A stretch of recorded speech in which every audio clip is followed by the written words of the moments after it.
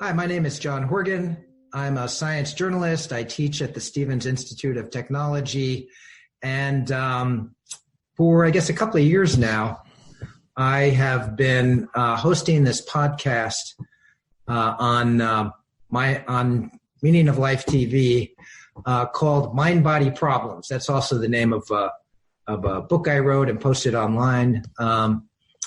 And it's about what I think is the deepest mystery in existence, the deepest mystery for philosophers, for scientists, for any sentient creature. I define the mind-body problem broadly as the question of what we really are. And I think that touches on moral, ethical questions, like what should we be? And technological questions, what can we be? And anyway, with me today is another mind-body obsessive, philosopher Philip Goff. And the reason we're talking today, Philip, is that you wrote a book that came out last fall. I'm holding it up right now. Galileo's Error. Which is a defense of, well, I'll let you tell us what it's about. And we've been sort of, I don't know, sparring is maybe too dramatic. We've been exchanging opinions on Twitter primarily. And I thought, Twitter just can't do justice for this topic. And I thought that we should have a proper conversation here on mind-body problems. So first of all, welcome. Thank you very much. Thanks for inviting me. It's good to be able to do this. It's good to talk, as you say, rather than send little tweets back and forward. Yeah. So I'd like to get a little background, even before getting to your book. Why philosophy? How did you end up as a philosopher? I guess I've always been obsessed with philosophy as far back as I can remember, actually. Actually, my parents told me when I was 4, I asked, why are we here? But however, having said that, we had recently moved house, so I'm not sure whether I was just confused about the location. But I also remember, actually, I was raised Catholic, and I was always really interested in cosmology and, black holes and stuff. And I remember I asked the priest, what happened to Adam and Eve when it was the Big Bang?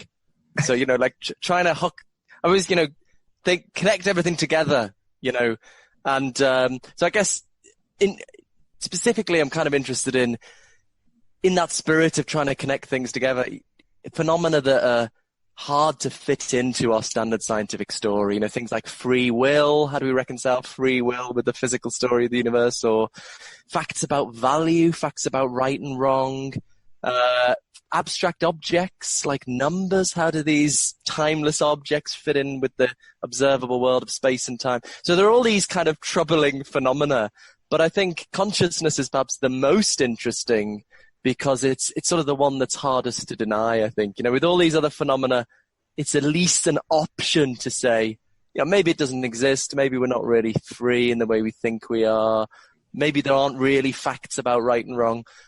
But it's really hard to say, maybe no one's ever felt pain or no one's ever seen. So it's something that's so hard to deny, and yet it's so hard to fit into our standard picture of things. So that's what I'm interested in. And it's not because I like trouble. I want everything to fit together. I really want everything to fit together.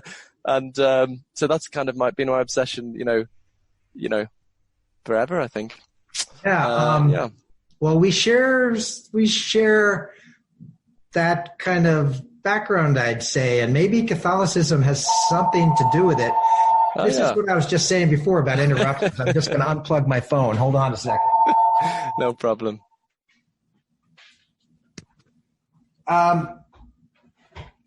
So, I stopped being a Catholic when I was pretty young, but I think I'm still a Catholic in the sense that I care about these ridiculously big questions, such as where did we come from? How did you put it? Why are we here?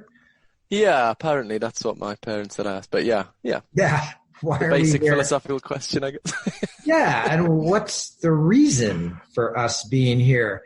And as you say, I think of all the mysteries the question of ourselves and our consciousness, our minds, our ability to wonder about the world. That's the biggest mystery of all. So you seem to think you have an answer for the mind-body problem, which you present in your book. So can you tell us a little bit about how this book came about and why you decided to write it? Yeah, well, answer might be too strong. I suppose I think everyone should be tentative somewhat at this stage of the science of consciousness. We're not even sure whether we're thinking about the problem in the right way. But I suppose I do have an answer that seems to me at this stage more promising than others. If you just want more background, I suppose when I studied philosophy as an undergraduate in the dying embers of the 20th century, we were taught that the only two answers on consciousness were, on the one hand, materialism. Roughly you can account for it in terms of the chemistry of the brain, the sort of conventional scientific approach. And on the other hand, dualism, that consciousness is non-physical, outside of the physical workings of the body and the brain. And at first I wanted to be a materialist. I thought, there's the scientifically credible option. But I came to think they're just irreconcilable tensions in a materialistic approach to consciousness. So I think after that, I was sort of a closet dualist. I sort of saw the problems of the position. I was maybe a bit embarrassed about it. Maybe in a way I probably wouldn't be so much now, I think. But as maybe associating it with a sort of religious position or something, which I don't think is necessarily connected. But I actually finished my undergraduate degree thinking, I wrote my thesis arguing the problem was irresolvable. And I just went off and tried to think about something else. But then I just inadvertently, after I'd left university, just discovered this third option, whose name we haven't mentioned yet, I guess, Panpsychism, which sounds kind of wacky, but seems to me to avoid the deep difficulties which I think plague the two more conventional options. So I think my attraction to it is almost a process of elimination that I just think the other conventional options have these deep difficulties that panpsychism avoids. So sometimes I didn't use this in the book. Someone said it was cringy, and so I didn't use it. And now I wish I had done, actually. The Sherlock Holmes line, once you've ruled out the impossible, what remains, no matter how improbable, must be the truth. I think that's kind of how I feel about panpsychism. I just think the other two probably almost certainly aren't right. I like that. I think that Sherlock Holmes' quote is appropriate for the realm of consciousness science. It reminds me of this term crazyism, which was coined by an American philosopher, Eric Schwitzgebel. I've been chatting with him on email recently. Yeah, and he says that he thinks that it's likely that whatever the explanation for consciousness is, it will strike us as crazy. Yeah. Because consciousness itself is so profoundly mysterious. But why don't you tell us? I'm curious about how you define panpsychism. So, what's your kind of morning TV talk show version of panpsychism? Yeah, well, I guess the basic idea. I mean, I suppose to contrast it with our standard way of thinking about things, consciousness exists only in the brains of highly evolved organisms, and so consciousness exists only in a tiny part of the universe and only in very recent history, cosmically speaking. But for the panpsychist, in contrast, consciousness pervades the universe and is a fundamental feature of it. So it doesn't, I always want to emphasize, it doesn't literally mean everything is conscious. Mm-hmm. In contrast to the etymology, pan meaning everything, psyche, mind.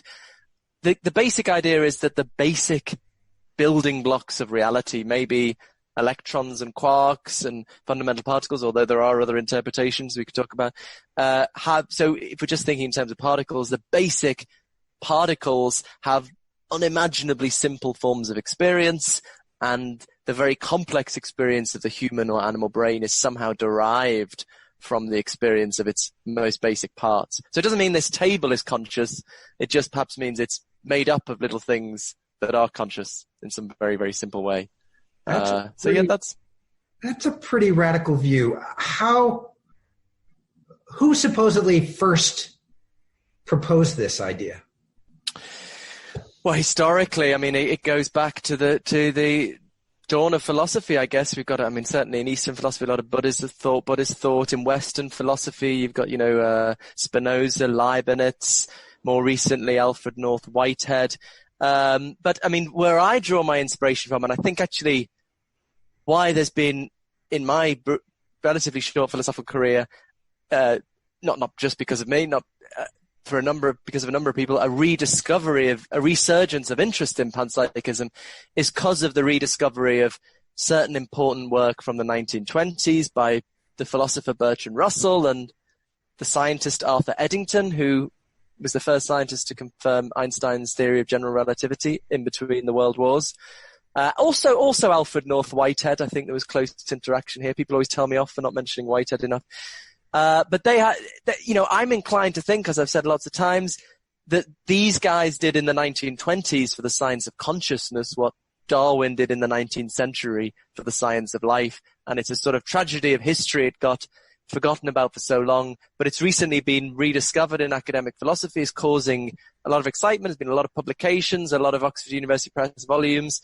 And why I wrote this, but everything's so specialized. So probably no one outside of, it's dripping out a little bit, but probably not many people outside of academia have heard of this. So I wrote this book to try and get these ideas out to a broader audience. So it's their specific kind of panpsychism, I think, which might differ from more historical, spiritual variants that I think is particularly attractive. So here's a little bit of confusion that I've had. I've heard Bertrand Russell and some of the other people you mentioned, I think Whitehead also, described as idealists. All right, let me explain what I mean by that. So the big positions when it comes to philosophies of mind that I'm aware of are materialism, which we've just discussed. That would be the dominant view, certainly over the last century or two, which says that reality consists entirely of matter, which has certain properties, one of which would be consciousness, which is a property associated with certain kinds of living things. Then there's dualism, which you also mentioned, which says that, no, there are two fundamental kinds of stuff in the world, matter and mind, which are related somehow. We don't really know, and Descartes is associated with that. And then there's idealism, which says that mind or spirit or soul or however you want to describe it is the foundation of reality. And this would be associated with certain Eastern traditions as well as certain strands of Western thought. So what's the difference between panpsychism and idealism as I've been describing? That's a very good question. And it may be determined by how you define these terms, but perhaps the most common way of understanding idealism is that the physical world is not fundamental. It's grounded in something mental or spiritual that's at a deeper level. So if you think about George Berkeley, the 18th century bishop and proponent of idealism, he thought that he said he believed in the physical world. He's often misunderstood. He didn't think the physical world was an illusion, but he thought tables and chairs and rocks and planets are sort of collections of ideas. And all that exists at the fundamental level are minds, human minds. And I don't know what you thought about animals. I keep thinking this actually. But anyway, human minds and the mind of God. And so the physical world is real, but it's grounded in facts about minds. Donald Hoffman is a very interesting, he doesn't tend to use the word idealism, but I think he fits the bill of an idealist, that he thinks there's a more fundamental story than physics. There is story about what he calls conscious agents, networks of conscious agents. And he wants it to be a scientific story, but that's the general way we think of idealism, that there's something more fundamental than the physical world. Whereas, as I think of panpsychism, they want to kind of have their cake and eat it. They want to say the physical world is fundamental and consciousness is fundamental. Right. And both are the only fundamental thing. So that sounds like a kind of contradiction. But the idea is, so it's not that there's a common misunderstanding. People, when they think of panpsychism, they often think of it in sort of dualist terms. They think, you've got these little particles and they have all their physical properties like mass, spin, and charge. And then they have these consciousness properties as well. But that's not the kind of panpsychism, at least as I defend it. The idea is that mass, spin, and charge are forms of consciousness. That basic physical properties are forms of consciousness. So in a way, you could think of it as a kind of idealism, because at the fundamental level, there is just consciousness, but it's not standard idealism, because we also want to say at the fundamental level, there is physical stuff. It's a sort of identity. It's saying physical stuff turns out to be consciousness stuff. And that sounds paradoxical at first, and I think that Russell Eddington had the insight here that I could maybe explain a bit to get rid of that potential paradox. But yeah, that's maybe the difference to idealism. Does that make sense? Yeah. I just want to point out a kind of paradox or irony in current discussions about the mind-body problem.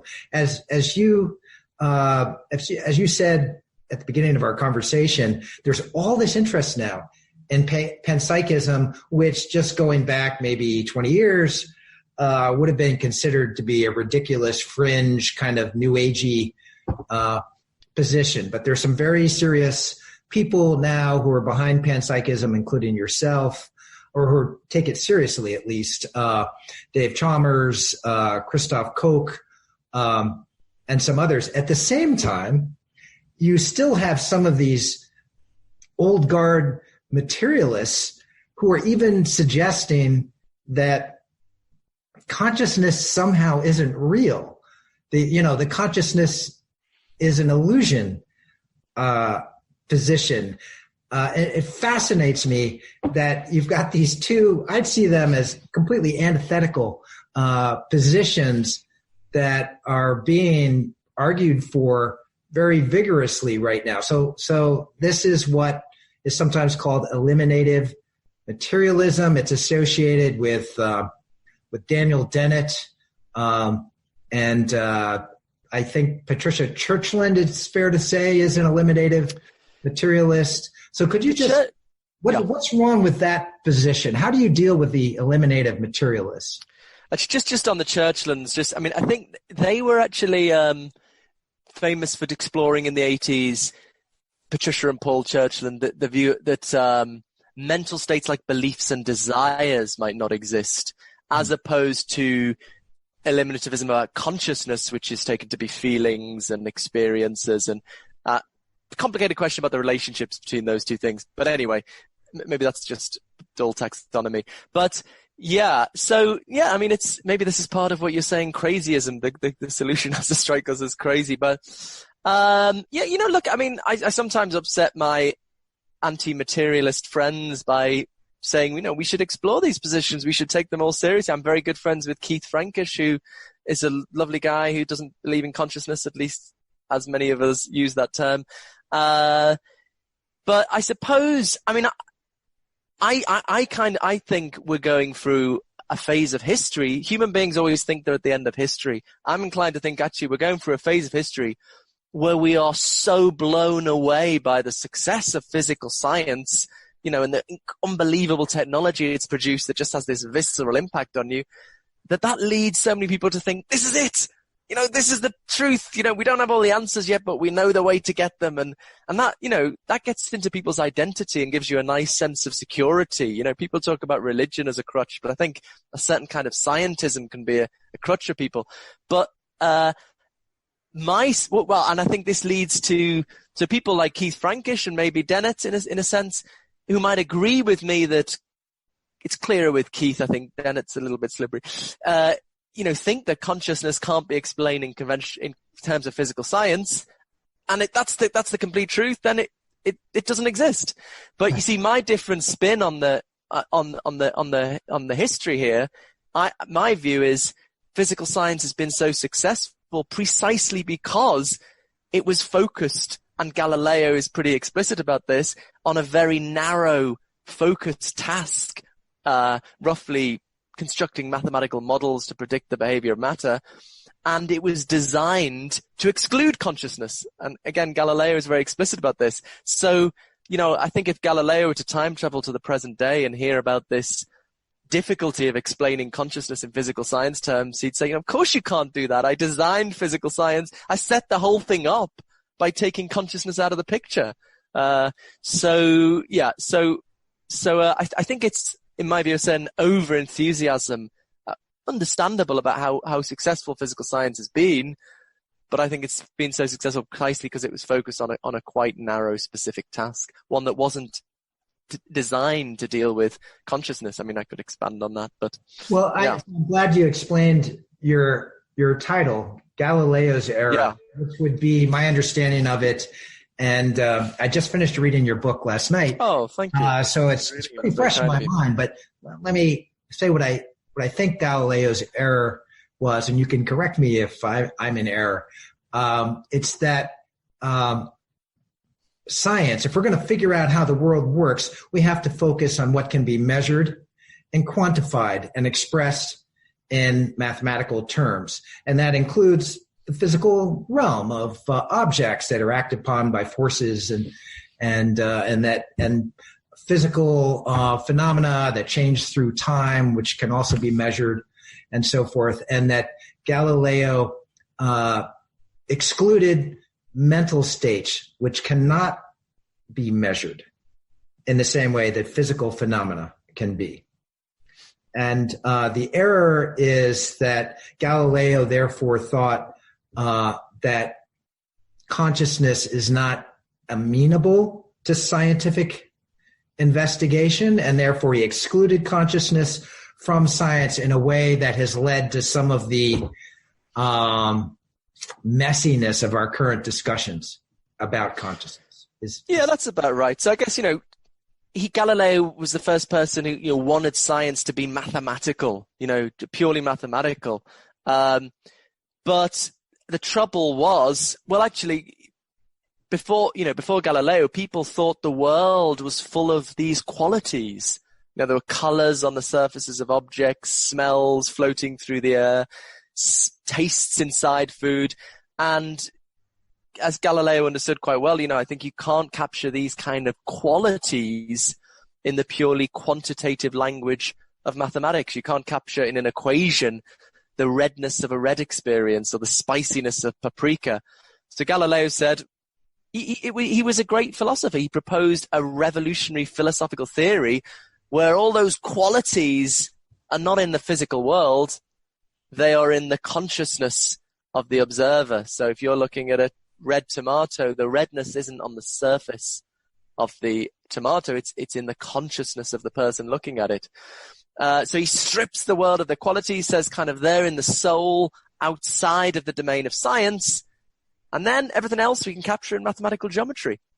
So that's the start of mathematical physics, but the whole project was never intended to be a complete description of reality. The whole project was premised on this division of nature into two domains, the quantitative domain of science that we can capture in mathematics, things like size, shape, location, motion, as Galileo saw it, and the qualitative domain of consciousness, colors, sounds, smells, tastes in the human consciousness that are outside the domain of science. So it's all premised on this division, and I think that is the philosophy that shaped science. Philosophers call it, it later became called primary and secondary qualities through John Locke and early scientists. And that was the philosophy. And I think, if we now want science to be part of consciousness, we need to find a way of bringing those two domains back together, the qualitative domain of consciousness and the quantitative domain of physical science. And that's really what I think panpsychism allows us to do. So let me bring up a sort of an interesting twist in some of the recent discussions of panpsychism Panpsychism and the mind-body problem.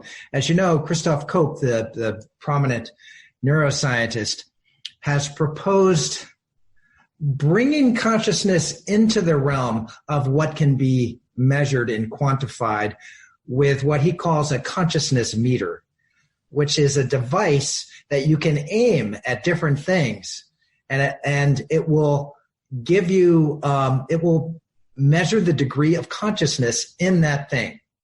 You can do it with biological organisms.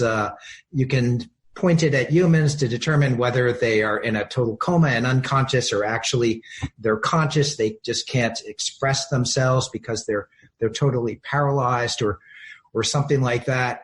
And Koch's proposal is based on this theory called integrated information theory, which is a very popular theory with panpsychist implications that was proposed originally by Tononi, also Giulio Tononi, also a neuroscientist.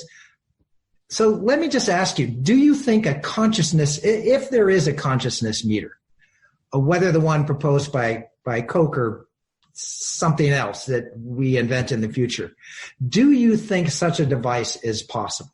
Let me just ask you that at first. Yeah, absolutely. I mean, yeah, I'm very interested in integrated information theory, and recently Christoph Koch and I reviewed each other's books. Actually, we both wrote books in 2019, and I might put a blog post on. We had some follow-up email after we were sort of, politely criticizing each other to a certain extent. But yeah, I mean, I'm completely on board with the neuroscientific project of trying to map the correlation, what's called the neural correlates of consciousness, and IIT is one interesting proposal to that. Another one is the global workspace theory, and the hope is if we can get such a complete theory, then yeah, sure, we could build a consciousness meter.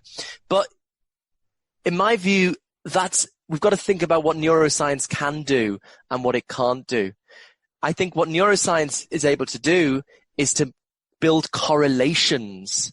You can scan someone's brain and you can ask them what they're experiencing. You can't observe their consciousness. You can ask them what they're experiencing, and you can discover correlations that certain kinds of brain activity are correlated, always go together with certain types of mental experience. And you can get more systematic, as IIT and the global workspace theory try to do. But that's crucial data that any theory of consciousness has to respect. But that is not in itself a theory of consciousness, because what we ultimately want from a theory of consciousness is an explanation of those correlations. Why is it that certain kinds of brain activity come along with certain kinds of conscious experience? Why should that be the case? And I don't think you can answer that question just by doing more neuroscience, because you'll just get more correlations. I mean, ultimately, I think this is to do with the fact that consciousness is not publicly observable, which is another way into the idea that this is not just another scientific problem. This is radically different to any other scientific phenomenon. So actually, I mean, people have this idea that neuroscience supports materialism, but neuroscience is just neutral on all these views. Neuroscience gives us correlations, and then the materialist has one explanation, the panpsychist another, the dualist another, the idealist. And so I think there are limits, because consciousness is not publicly observable. There are limits on our capacity to investigate it experimentally. All we can do is map these correlations, and then we have to turn to these philosophical theories to try and work out what is the best explanation of those correlations that neuroscience finds. So that's how I see it. It's a division of labor, both very important, the experimental aspect, but also the theoretical, if you like, philosophical aspect. I hope one day we can call it scientific. The subtitle of my book is Foundations for a New Science of Consciousness. I think, at the moment, this is the realm of philosophy because the rules aren't clear. I hope one day it solidifies into a theoretical element of science, but it will involve sort of rethinking how we understand science. All right, so I think let me start pushing back against you a little bit. I mean, this is sort of one of the reasons I wanted to talk to you, and Sure. I'm sure you expected this. Sure. I'm going to start with this idea of a consciousness meter. I don't think it is possible. All right. I think it's possible that you might have a device that can make reasonable inferences about humans as to whether they're conscious or not, based on sort of the totality of our evidence of what's going on in a brain when a person is doing certain things. All right. But the more you get into exotic states of human mental activity or the lack thereof, and the further that you get away from humans into mammals and then invertebrates, let alone non-biological things, which is what panpsychism says might have some kind of rudimentary conscious experience. The further you get away from us, the more impossible it is to know what's going on. This is what's sometimes called the problem of other minds. I like to call it the solipsism problem. I mean, for all any individual person knows, he or she is the only conscious entity in existence, right? Yeah. You certainly look like you're conscious. I assume you are, but I can't know for sure. As you said, we don't have access to each other's consciousness. I think that this is an absolute impediment to a truly scientific theory of consciousness now and always. So I think that consciousness will always remain in the realm of philosophical speculation, as it has in the past, and that will continue in the future. So that would be my first pushback. I don't think panpsychism or any other theory of consciousness, because what we want from a theory of consciousness is not just to explain consciousness in humans. We want to explain consciousness as a general property of certain kinds of things in the world. And to me, the solipsism problem, the problem of other minds, is an absolute obstacle to that kind of understanding. Yeah, that's very interesting. And so I mean, as I just said, I think there's the experimental aspect of consciousness science and the theoretical aspect, which is perhaps philosophy, but, I hope will be one day seen aside. So it seems like if I'm understanding you rightly, you're drawing attention to problems with the experimental side. How can we ever?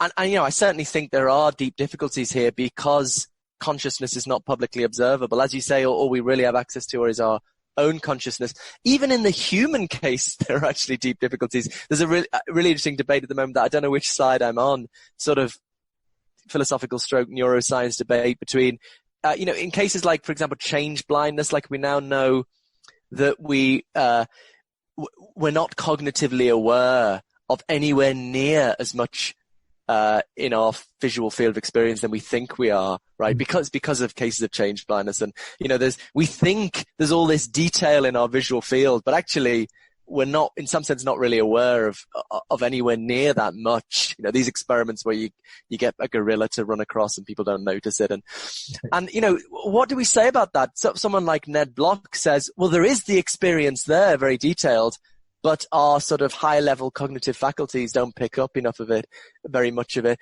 Whereas people like Hak-Wan Lau and Richard Brown say, no, there isn't the experience there because, there's only experience there when we're sort of aware of it. And, how the hell do we resolve that debate? It's very difficult. So there are very deep difficulties. And I agree, especially, when you get it outside of human animals, but especially when you get in the inanimate realm. I mean, how the hell do IIT makes claims about that, but yeah, I'm also skeptical. IIT, it's important to say, is partly based on philosophical justifications. It's not purely based on experimental. But yeah, I'm not a panpsychist because I think it's experimentally proven. Mm-hmm. I'm not a panpsychist. I mean, I think it's the most promising view. I'm a panpsychist because of the theoretical aspect. So we can draw up, I think maybe you agree, we can draw up some correlations, right? We might disagree about how limited they are. But then we have the question, well, what's the best philosophical, if you like, explanation of why human consciousness exists, of why those correlations obtain? And I think panpsychism is the best explanation of that. So that's why I'm a panpsychist. It's not that I think we can, you can't you can't look inside a quark to see whether it's conscious. You can't look inside a brain to see whether it's conscious. Consciousness is not publicly observable. So unfortunately, you just can't settle these matters with experiments. And that's why it makes people nervous. That's why for much of the 20th century, it was taboo to even talk about consciousness in a scientific context. But I think we either pretend it doesn't exist, or we just try and work out the best account of how consciousness fits into the rest of reality. And I think panpsychism is the best account there. So you might think of it as sort of inference to the best explanation. That's how I think about it. What do you think? So let me just give you another argument that I think we exchanged tweets on this. I've coined this term neo-geocentrism. Oh yeah, of course. To describe certain theories that I think are, in a sense, reviving the old idea that we are the center of the universe, that the Earth is the center of everything, and the sun and other planets and the whole universe revolves around us. And I see panpsychism and idealism of the kind that Donald Hoffman and Bernardo Kastrup have advocated. And there are other theories also that sort of give mind more importance and matter less important. I see these as kind of a return to what I would describe as a very narcissistic, anthropomorphic concept of reality. That when it comes to religion, would say that we're the reason that anything exists. God created us for some kind of drama to play out. We're the chief protagonists of this drama. But there are now non-religious, secular versions of this. And I disparage neo-geocentrism because I think that one of the great triumphs of human thought and of science, of the Enlightenment, the Age of Reason and all that stuff, was to help us transcend our innate narcissism and sort of step back and see reality, I would say, pretty objectively, and put ourselves in our place. Astronomy and physics have done this. Certainly biology did it with the theory of evolution, which says that we're just one of many species. We haven't even existed that long.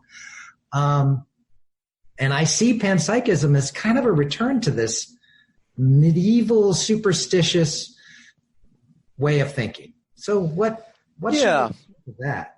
I'd give two replies to that. So firstly, I see it completely the opposite. As I think Hedda Hassel-Merck said very well in a really good interview you did with her, and I had a public discussion with Philip Pullman who put it very nicely. That I just see it as the opposite of what is it? Geocentrism? Neo-geocentrism. Neo-geocentrism. Yeah, I knew I was missing out.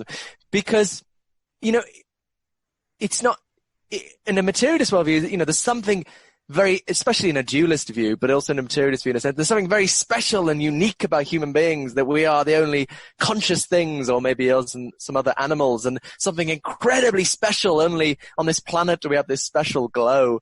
But, for a panpsychist, this is just a highly evolved form of what you find in nature more generally. And of course, it's always important to, it's a very common misunderstanding. We're not saying electrons are conscious in the way human beings are conscious. They're not sitting there having existential angst. They just have, unimaginably simple forms of experience. So what human beings have, they're just continuous with nature. They have a very highly evolved form of something that exists in the whole of the universe. But, at a deeper level, is this the way we should be thinking about? I think this was my response to your Twitter, if I remember right. Is this the way we should be thinking about scientific questions?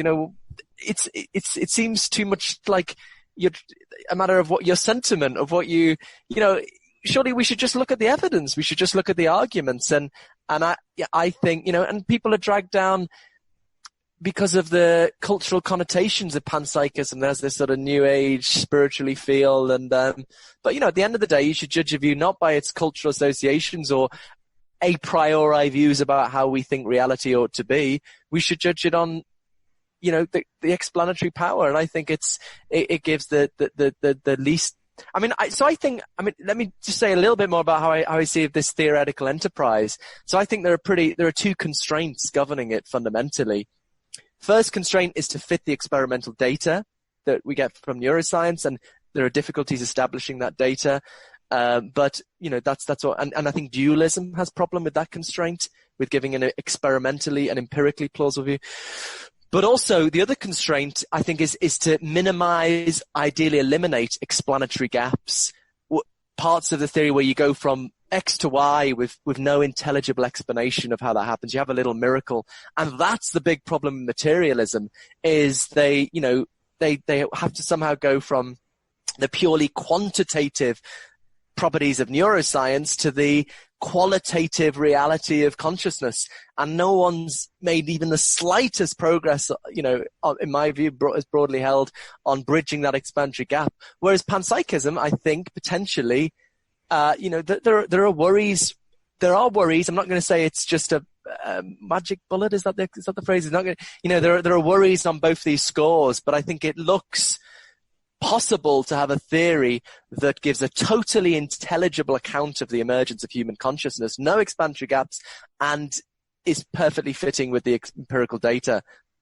And, that's why I like it. Screw the cultural connotations or, Yeah, it's funny that I've proposed this idea that panpsychism and idealism and theories of that ilk, Buddhism, I'll throw, the sort of, quasi-scientific Eastern forms of mysticism that I say they're narcissistic, and yet other people say no, it's narcissistic to think that we are uniquely conscious, and it's not. It's the opposite of narcissism to say that consciousness pervades the universe. Okay, I get that.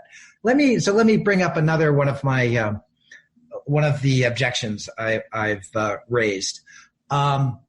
It seems to me that with materialism, you have this, and I would say this is a view from common sense. You have the Big Bang. We've created this narrative of the universe. You start with the Big Bang, the creation of physical reality, and then around this one nondescript star system, you get this one little chunk of dirt that for some reason that we don't understand evolved this very peculiar kind of matter that has certain properties. It replicates, it mutates, it evolves, and eventually it gave rise to this especially peculiar form of matter, which is us, that can sit here and debating our own nature and origins. And so if you accept this view, which I think is just absolutely a common sense view of how the universe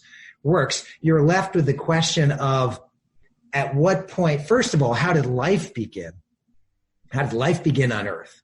Which is still a profound mystery. And then how and at what point did life develop this strange property that we call consciousness? And I'll even throw free will into the mix now.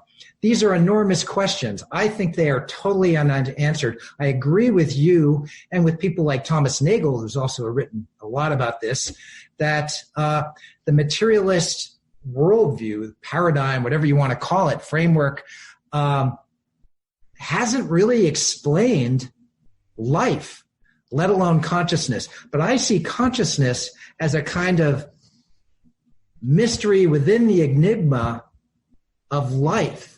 And I see panpsychism as kind of cheating, just saying, well, life was there all along. It was there in the Big Bang. And, the hot plasma.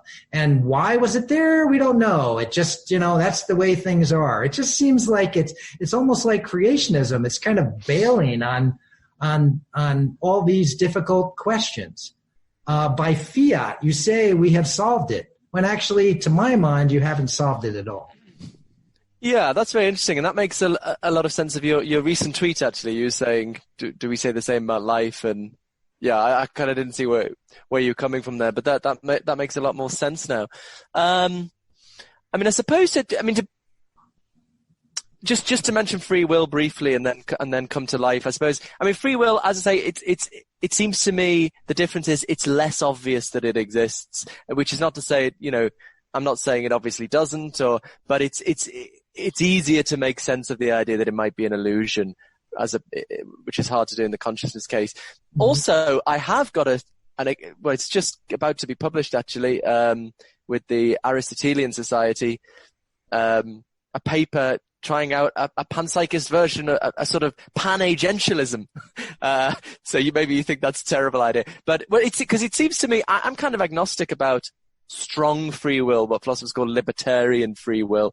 I'm kind of agnostic about it, but it seems to me the biggest problem with it is that most versions of realism about free will, it's just this magical thing that pops up in human beings and, completely different from the rest of nature. So it would be a much more, unified, elegant picture of the world if in some sense there was kind of proto-agency in all of matter. So I try and make sense of this idea that particles in some sense have a kind of precursor of libertarian free will, So I sort of, it's a conditional argument, if there is strong free will, we should take pan-agentialism seriously. But coming to life, yeah, I mean, it's not obvious. What is the difficulty there? I'm not sure what a pan-vitalist solution would look like. What do we? Well, just let me say one more thing before I get to life. I mean, there is this common worry about panpsychism. Isn't it cheating? You're not really explaining it. You're just saying it's there all along. But I think there's there's plenty of precedent in science for non-reductive explanations. David Chalmers gives the example of Maxwell explaining electromagnetism. He didn't explain electricity and magnetism in terms of the mechanical properties science was already committed to. He postulated new electromagnetic laws and forces and built up on that basis. So I think it's a sort of materialist prejudice to think we're obliged to explain consciousness in more fundamental terms. I think, there's very strong constraints on what we need to do. What I just talked about, we need to give an intelligible account of the emergence of human consciousness and one that's empirically adequate. If we can do that, I don't see why we have to explain it in terms of something else. But on life, yeah, I mean, I guess I've thought there isn't a problem here this is probably related to what Chalmers has said as well, that, life is just to do with complex behavior, and that looks like the kind of thing physical science is good at, explaining consciousness, complex behavior in terms of mechanisms, whereas explaining consciousness is a totally different explanatory project. It's explaining these subjective qualities we're immediately aware of. And so, a lot of people have this idea, look how well science has gone, physical science, which I take to be more specific than science. Of course, it's going to explain consciousness, but I see they're very different explanatory projects. But it looks like life is in the kind of explanatory project science is good at. But you're right, I guess I haven't thought in that context there is this mystery of how it began. But it's a mystery about how we get very complex physical systems, well-ordered physical systems when they didn't exist previously. So that's a big mystery. I don't know what a sort of pan-vitalist solution would. I mean, if there was a kind of someone asked a couple of times, people ask me, could you have a pan-moralist story where why not believe someone challenged me on that? Why not think there's little good and bad?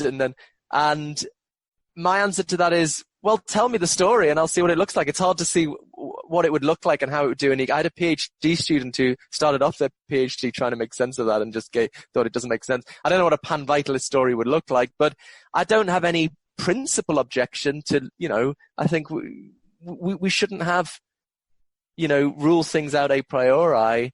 As I said, I'm suspicious. I'm so aware of my own biases. And I'm some of which I have become conscious of in part because people point them out to me.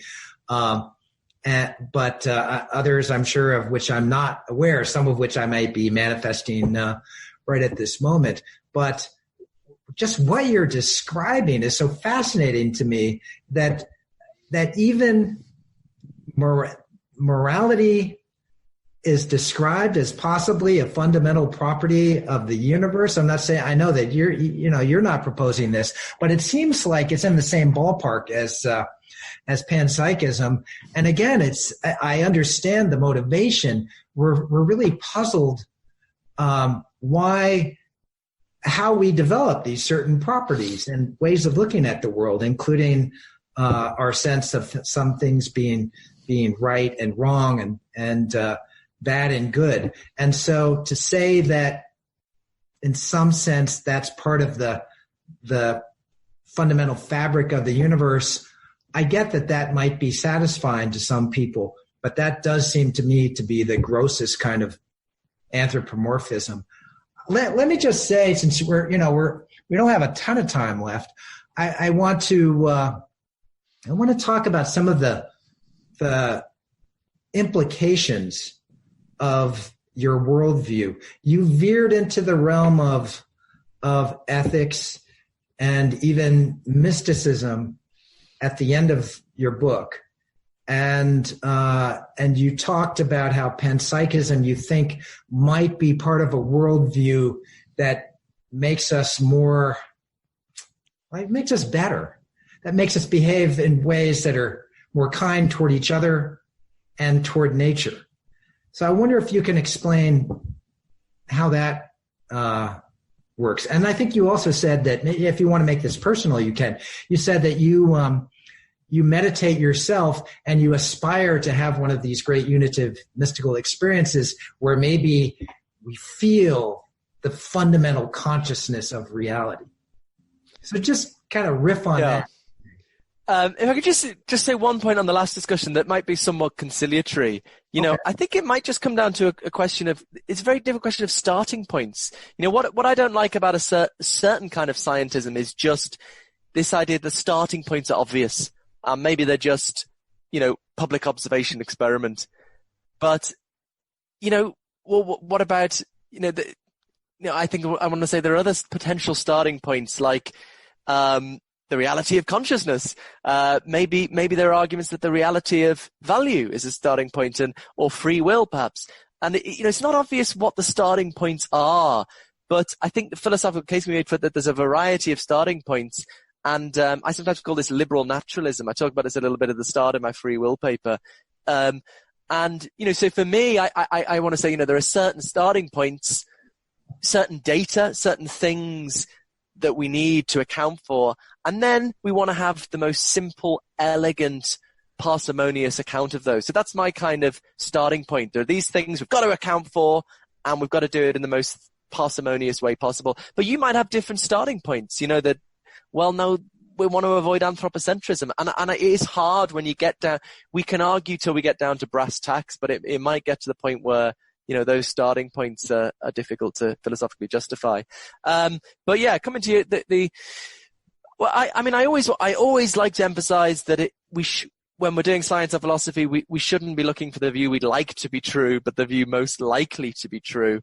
And the first 4 chapters of my book are building the case for panpsychism as the most likely account of how consciousness fits in. But, it's also interesting and important to explore the implications for the human condition. I do think, I suppose it's materialism can be quite bleak, where sort of there's a mechanistic picture of nature and the cold immensity of empty space. Whereas, panpsychism is a world we sort of fit in. We're conscious creatures in a conscious universe.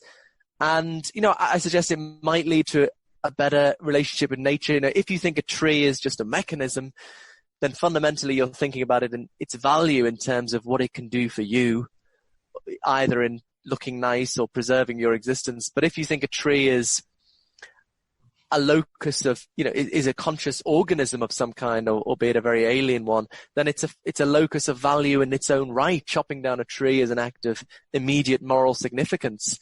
So if we see these terrible forest fires in Brazil, we're all horrified by them. But if you think that's burning of conscious organisms, I think that adds another horrific moral dimension. On the spirituality stuff, so, everyone so many people think of panpsychism as spiritual. I always want to emphasize that it's not essentially bound up with any spiritual convictions. Mm-hmm. The very good panpsychist David Chalmers, or inclined to panpsychism, Luke Roloff's, utter secular materialists, that they don't believe in any transcendent spiritual reality. They just believe in feelings and experiences, and they want to account for them. But I suppose if independently you are, you have some spiritual convictions, maybe you take mystical experiences seriously, I think it's a worldview that's more consonant with those things. So, I mean, if you think, people have these mystical experiences when it's apparent to them that there is this higher form of consciousness underlying all things, if you're a materialist, you've just got to think that's a delusion. There's something funny going on in the brain. But if you're a panpsychist and you already think the fundamental nature of reality is made up of consciousness, it's not too much of a stretch to think what is revealed in the mystical experience is some aspect of the fundamental conscious reality. And if you take that route, my point I'm making in the book is if this is all, the final chapter is very experimental, very tentative. If you take that route, what the interesting implication is, you don't have to think of what's revealed in the mystical experience as being supernatural outside of the scientific order. You can just think of it as part of the intrinsic nature of the physical universe. So you can see the spiritual story and the scientific story as sort of two sides of the same coin. But I wouldn't say, I do meditate every day. I wouldn't say I meditate. I don't think I quite said I meditate to try and have a mystical experience. I'm somewhat agnostic on this. I've never had a mystical experience. I'm somewhat agnostic on this, but I think if you want to talk in Bayesian terms, that if you're a panpsychist, I think, that the prior probability of such things is probably higher than it would be if you're a materialist. So I'm more open to that possibility. And I suppose because, I do believe in objective facts about value. So I do think in some sense there's an objective moral dimension to life and, to reality, although not a pan-moralist. But, so I suppose I'm more open. But, I don't think that's an essential component of panpsychism, as a theory of consciousness. So what the irony here is that I'm an old acid head, and so I have had a lot of mystical experiences. I've read about you talking about them. I wrote a book called Rational Mysticism. So there is part of me that loves panpsychism and that is very sympathetic toward panpsychism and idealism because of these experiences that I've had, even though there's another part of me that is kind of a slightly mean-spirited, narrow-minded skeptic and hardcore materialist. And it's that part of me that's sort of given you a hard time in raising some of these objections. I should just say that, meditation isn't the only route to mystical experiences. I'm sure you could, take some LSD or take some mushrooms, or I don't know if you've tried this, but it's one way to get very quickly and pretty reliably into some of the states that meditators seek. So just in the interests of science and in gathering more empirical data for your project, you might consider checking out psychedelics. Yeah, well, I just did an interview podcast with Russell Brand 2 days ago, and he was pressing me on the same things. And I took hallucinogens when it was a teenager, and I had some pretty crazy experiences. I remember watching the news. I was regretting not saying this in the Russell Brand interview. Watching the news and just thinking how ridiculous it was. Like that, they have the dramatic music on the news. I was just thinking, it's just so absurd that they're making this game out of. That's my memory of. I do think it's in some sense mind expanding. You kind of see through your social conditioning in some sense, and Yeah, I mean, I've got kids at the moment, so it's hard to take a weekend off and take some ayahuasca. But just, have you read William James's chapter on mysticism in the Varieties of Religious Experience? Yeah, that's one of my favorite books. Yeah.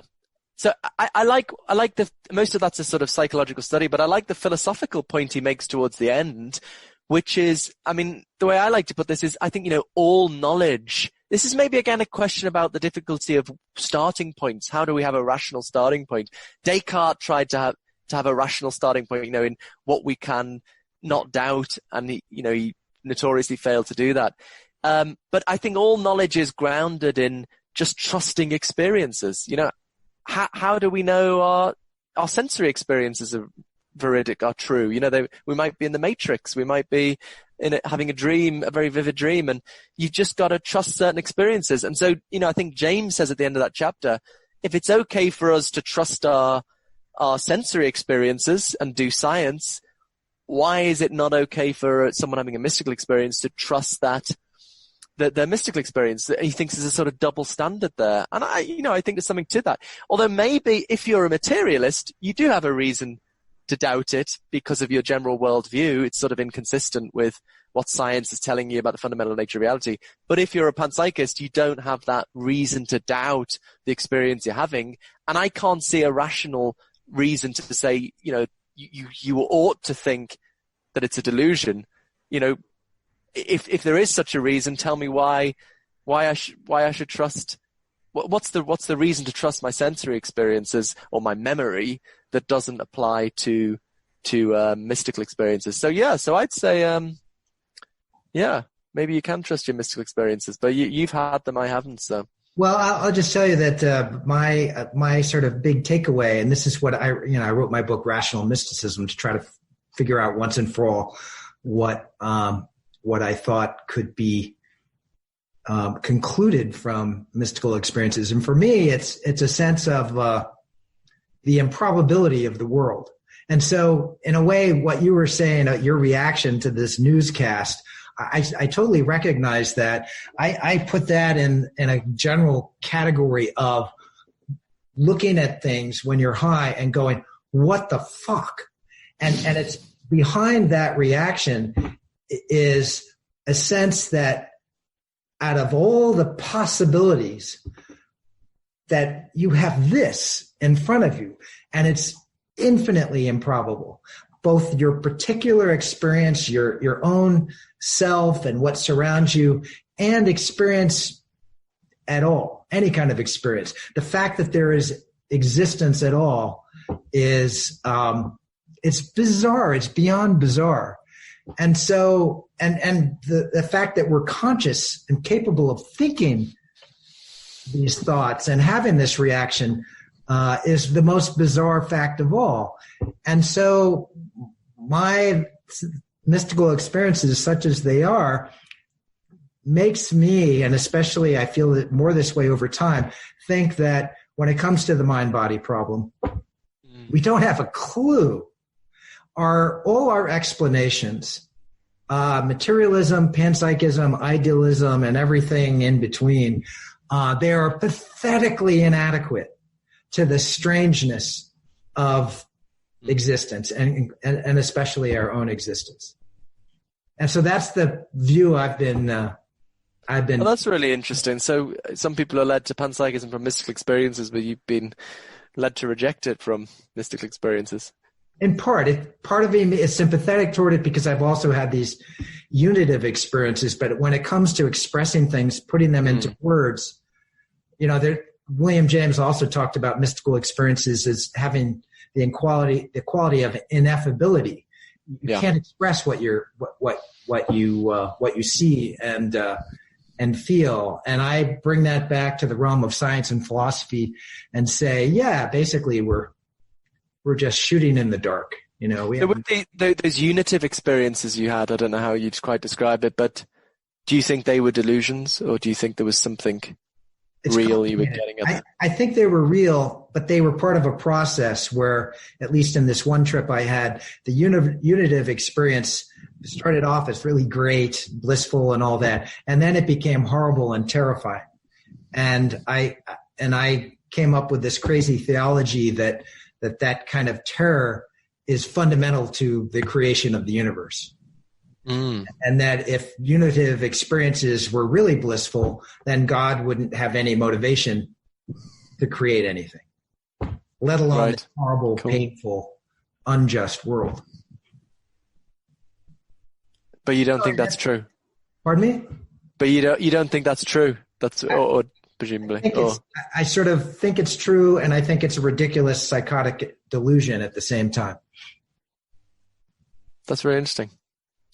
Yeah, well, I mean, I don't even know if this should stay on the end of the podcast, but I should mention that this is, I've got my own crazy ideas about the mind-body problem. But anyway, our hour is up, and so thanks a lot for coming on. I really enjoyed it. That was really great. Thank you. You really defended your position very eloquently. So thank you very much. Thanks for the challenges. And I was interested in getting into a discussion about starting points, and I think that was useful. Yeah. All right. And good luck. And remember what I said about psychedelics. Okay. Which specific bit? Well, if you're getting impatient with meditation as a route to mystical experiences, just take like a gram of mushrooms. Right. I have to wait till the kids grow up. But brilliant. Thanks a lot, John. It was really nice chatting. Have a good weekend.